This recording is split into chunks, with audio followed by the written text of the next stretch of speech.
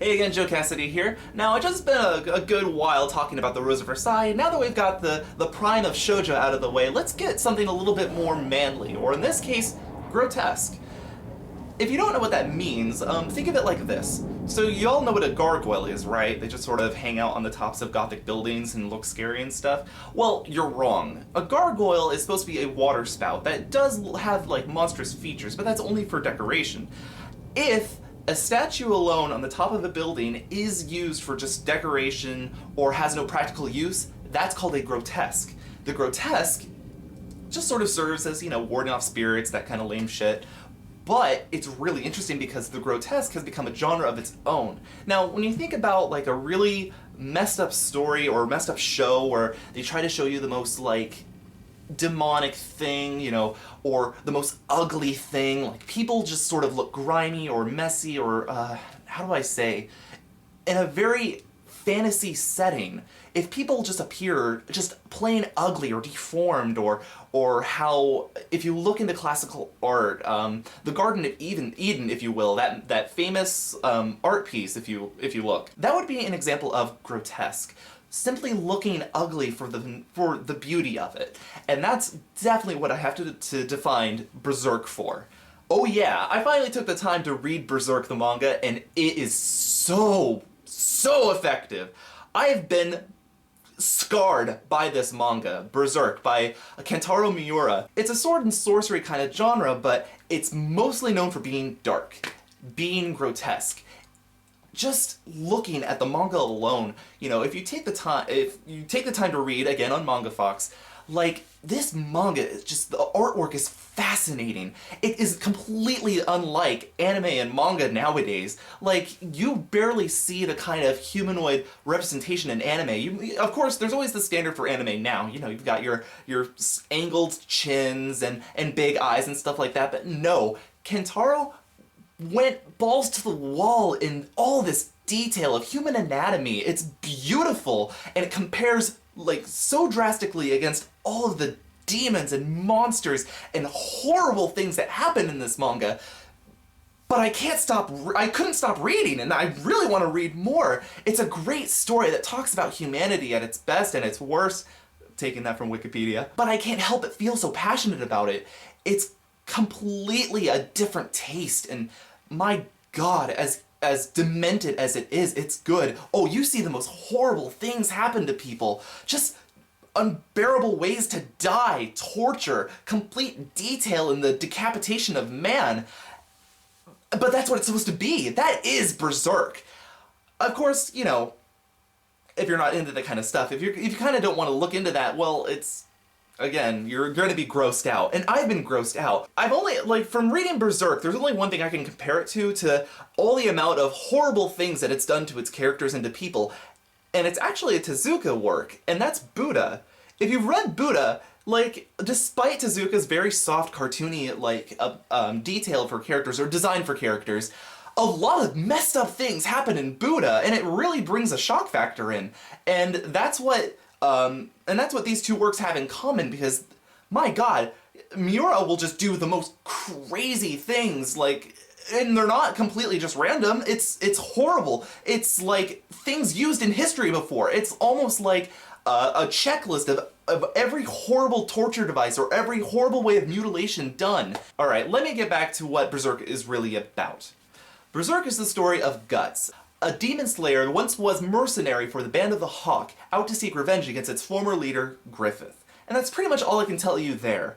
It's pretty much what people know the most because of the anime. The only other thing I can tell you about Berserk is that it's the telling of Guts going from land to land, slaying all forms of evil as a representation of humanity. And he's a good character as well. Most people get him off as the archetypical kind of badass character, dressed in black with a giant fucking sword and really demented or depressed about stuff all the time, but that's not entirely true. Guts in the manga is fleshed out as a pretty good character. There are actually there's actually times where he is afraid. There are times when he can actually laugh, and there are times that you can agree with him. He's not like some asshat squall from Final Fantasy VIII. But as far as Berserk goes, he is the essential, most badass character in shounen manga. This guy has killed people with everything with a giant fucking sword, with his head, with his teeth. He's fought with, like, he has, like, literally, he used his mouth to wield a sword one time. Jesus Christ. But it's awesome. Oh man, is it awesome. Now, of course, being grotesque, it does sort of aim for a kind of male view.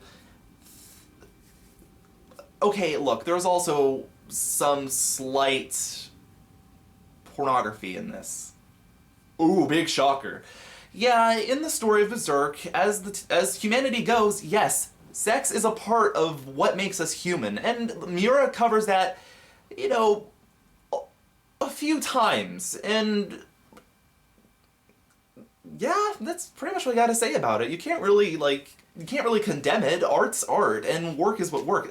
What I will say that, it doesn't feel like exploitation, because I've seen works out there that basically exploit the female anatomy, and it's horrible. But in this, you know, at least he's got several volumes to back up when they finally have sex. And oh boy, the sex isn't even the shocker. Oh, don't worry, there's so many surprises later on down the road for Berserk, and it gets darker. Oh, it gets darker. Reading Berserk is really cool because you kind of find the inspiration for really dark Japanese fantasy RPGs, and the strongest one right now that I can see a relation to is Dark Souls. Now, if you haven't played Dark Souls, I'm planning to make a video soon, but you can pretty much go to Epic Name Bro, and he'll tell you everything you need to know about Dark Souls. It is one hell of a fantasy game, and it's one heart of a fantasy game. And I really like it for that. You know, it cuts the bullshit and says, hey, get on your controller and start playing for real. Again, that's my personal interpretation for it. But I can see a lot of similarities with the kind of horrible creations that the Dark Souls universe has with the Berserk universe. You know, really amazing feats done by humans alone, by your character in Dark Souls and by Guts, and you can really get behind him for that. Of course, there are other things you can relate with too, like some of the monsters look the same, and how Guts, I actually have to agree with this, Guts actually looks like Sir Artorias of the Abyss. And again, that's kind of a fan thingy, if you know what I'm talking about. It's a completely different taste of its own, and I can say the same for Dark Souls as well, because they're unlike most games I've played now. When you think about fantasy, you think about the same old shit. The Lord of the Rings kind of safe World of Warcraft, you know, not very violent kind of thing going on for you, because it's got a really big audience. And I'm not saying that Berserk needs to sort of widen its audience retention or to get a bigger crowd or to look for different demographics. But when it comes to taking, you know, a step into a dark, grim look at the world, Berserk does it. And for as many horrible things that you read and witness in Berserk, I can't stop turning the page. And when it comes to finally getting a moment of peace in Berserk, or when Guts finally has a moment to rest and finally look back on what he's got, you know, all of the good things that come by in Berserk, you know, it's a relief. It's something that I feel as an accomplishment for Guts, and for me to read as well, that not everything is so evil and disgusting and just utterly tortured in human life. I know that I'm spoiling too much already, but I guess I'll leave it at this.